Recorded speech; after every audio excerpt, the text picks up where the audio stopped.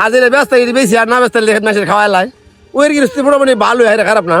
একজন কৃষক কিভাবে ধ্বংস হয়ে আবার সফলতা পেয়েছেন সেটারই গল্প শোনাবো আজকে আপনাদেরকে। কৃষকের অনেক আশার পরিশ্রম এই জমিতে আখ চাষ করা হয়েছিল। দিনের পর দিন রোদ বৃষ্টি অপেক্ষা করে তিনি আখের যত্ন নিয়েছেন। হঠাৎ তার উপর নেমে আসেন কালবৈশাখী। একটা ভুল ওষুধের কারণে তার আখের জমি পুরোটাই চলে যায়। সবকিছু যেন মুহূর্তের মধ্যেই শেষ হয়ে গেল। কিন্তু আল্লাহর কি অশেষ রহমত, সেই ধ্বংস স্তূপ থেকে আবারও নতুন চারা গজালো। আলহামদুলিল্লাহ, সময়ের সাথে সাথে পরিস্থিতি আবারও ভালো হতে শুরু করলো। আর সবচেয়ে আনন্দের বিষয় হলো কৃষকের মুখে এখন আর সেই চিন্তার ছাপ নেই, আছে মুখ ভর্তি হাসি। একজন কৃষকের কাছে তার ফসল শুধু ফসল নয়, এর সাথে জড়িয়ে থাকে তার স্বপ্ন, পরিশ্রম আর পরিবারের প্রয়োজন। আলহামদুলিল্লাহ, শেষ পর্যন্ত তার পরিশ্রম আল্লাহর অশেষ রহমতে সার্থক হয়েছে। আজ সেই জমির আখগুলো আবারও সুন্দরভাবে বড় হয়ে উঠছে, সবুজে ভরে গেছে পুরো জমি। দেশের সকল কৃষক ভাইদের জন্য দোয়া রইল, আল্লাহ পাক যেন ওদের মুখে সবসময় এরকম হাসি রাখে। কৃষকের গাম আর পরিশ্রম, এই তিনটি আমাদের দেশের আসল শক্তি।